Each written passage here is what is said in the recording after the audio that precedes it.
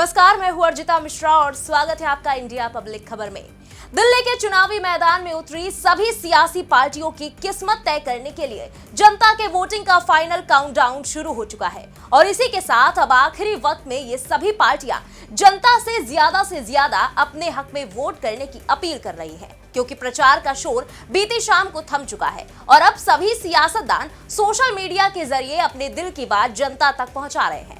इसी बीच बीते कई चुनावों से छिटकते जनाधार और खिसकते वोट परसेंटेज के चलते हाशिए पर चल रही अपनी पार्टी को फिर से ऑक्सीजन देने के मकसद से दिल्ली के चुनावी रण में अकेले पूरे दमखम से उतरी बसपा सुप्रीमो मायावती के वोटिंग से ठीक पहले दिए गए बयान से सियासी पारा पीक पर पहुंच गया है और एंड मोमेंट पर आम आदमी पार्टी से लेकर कांग्रेस और बीजेपी तक जबरदस्त हलचल मच गई है। दिल्ली विधानसभा चुनाव के लिए बीती शाम 5 बजे के बाद प्रचार अभियान थम गया। दिल्ली की सत्ता की लड़ाई में मेन फ्रंट पर तीनों पार्टियों आम आदमी पार्टी, बीजेपी और कांग्रेस ने चुनाव प्रचार के आखिरी वक्त तक अपनी पूरी ताकत झोंक डाली।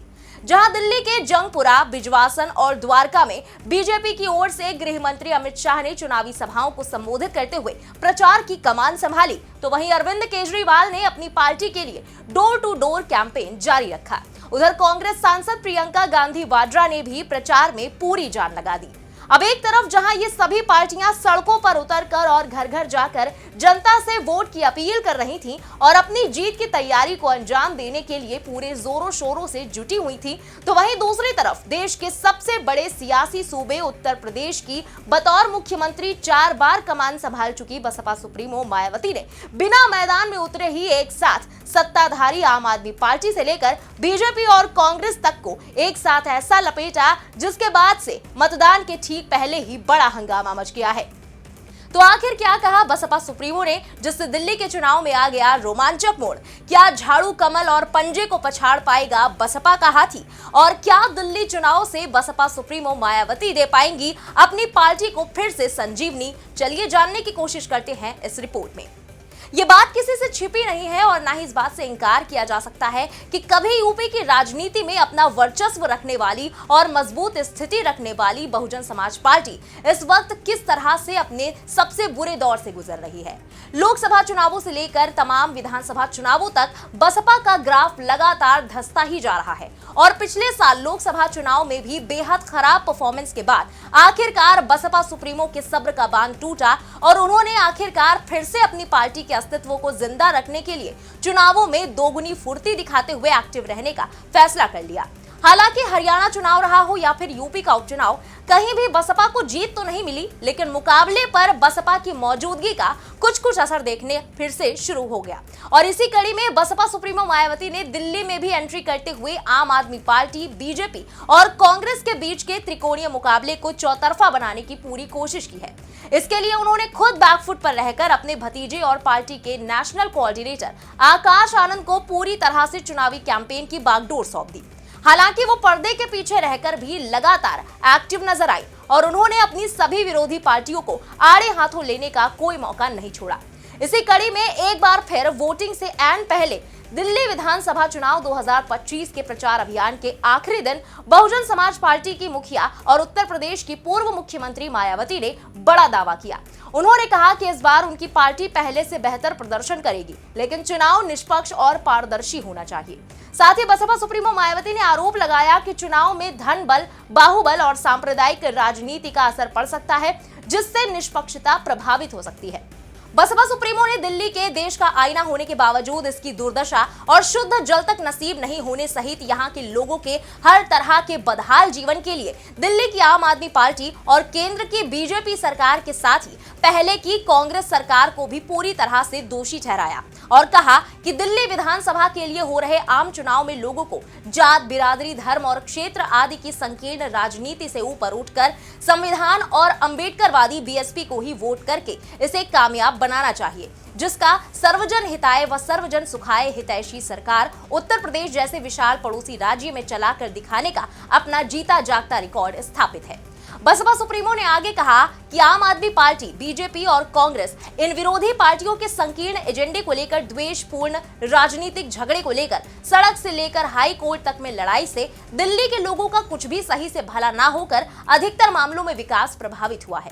उन्होंने कहा कि वरिष्ठ केंद्रीय मंत्री द्वारा दिल्ली की बदहाल व्यवस्था पर विदेशों में शर्मिंदगी उठाने का बयान संकीर्ण राजनीति है, क्योंकि इस हालात के लिए केंद्र और दिल्ली की राज्य सरकार दोनों पर ही विकास और कानून व्यवस्था की संयुक्त जिम्मेदारी है।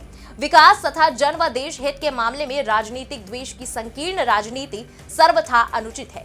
यही नहीं, बसपा सुप्रीमो ने आगे ईवीएम में गड़बड़ी की आशंका भी जाहिर की और साफ तौर पर कहा कि बीएसपी दिल्ली विधानसभा के लिए हो रहे आम चुनाव में अकेले अपनी पूरी तैयारी और दमदारी के साथ लड़ रही है और ये उम्मीद करती है कि चुनाव में हमारी पार्टी पहले से बेहतर रिजल्ट जरूर लाएगी, बशर्ते यदि ये चुनाव पूरे तौर से स्वतंत्र और निष्पक्ष तथा धन बल, बाहुबल और सांप्रदायिक एवं धार्मिक उन्माद आदि से मुक्त, पाक, साफ होता है और ईवीएम में भी कोई गड़बड़ी और धांधली आदि नहीं की जाती है, जैसा कि ज्यादातर पार्टियां इसकी आशंका जता रही हैं। वहीं बसपा सुप्रीमो ने आप, कांग्रेस और बीजेपी पर हमला बोलते हुए ये भी कहा कि इन तीनों पार्टियों में पहले की तरह इस बार भी जनता को अनेकों लुभावने वादे और गारंटी आदि देने के वादे की काफी होड़ मची हुई है, जबकि इन पार्टियों ने यहां कई बार सत्ता में रहकर अपने किसी भी चुनावी वादे को पूरा नहीं किया। बसपा सुप्रीमो मायावती ने साफ कहा कि दिल्ली के गवर्नेंस के मामले को लेकर आम आदमी पार्टी की दिल्ली सरकार, केंद्र की सरकार और कांग्रेस भी कोई कम नहीं है, बल्कि ये पार्टियां अधिकतर मामलों में दिल्ली वालों के विकास के मामले ज्यादातर आपदा और विपदा ही साबित हुई है, जिससे कोई भी इनकार नहीं कर सकता है। ऐसे में बीएसपी को ही कामयाब बनाने की अपील है।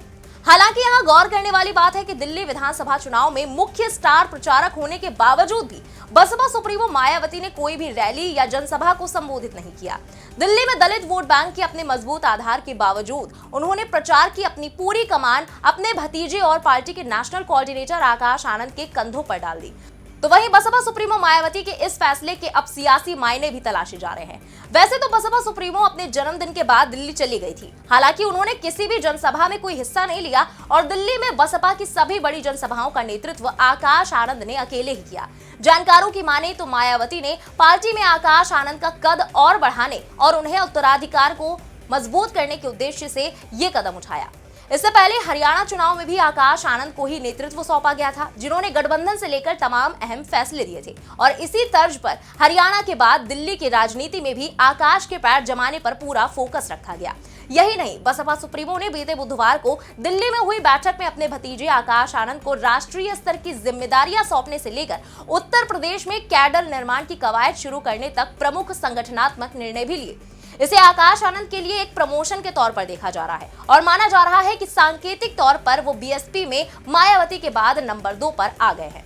आपको याद दिला दें कि दिल्ली विधानसभा चुनाव 2025 में बीएसपी ने दिल्ली की 70 में से 69 सीटों पर अपने उम्मीदवार उतारे हैं, जिनमें 45 दलित समुदाय से हैं और उनमें भी 35 जाटो बिरादरी से हैं।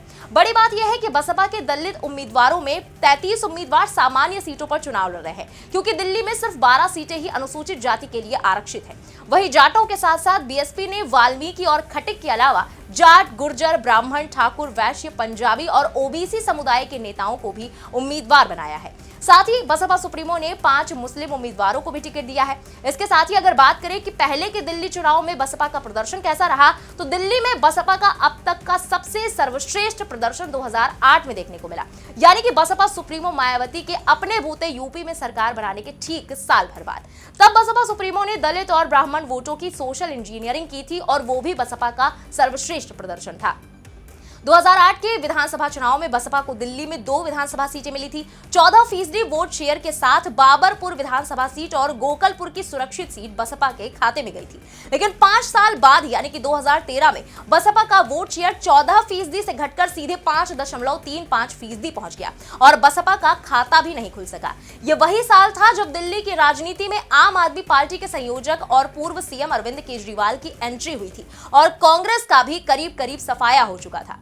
पूर्व सीएम शीला दीक्षित की नई दिल्ली सीट पर अरविंद केजरीवाल के हाथों हार के साथ ही कांग्रेस 8 सीटों पर सिमट कर रह गई थी। उसके बाद कांग्रेस का भी बीएसपी की तरह ही खाता नहीं खुल पा रहा है।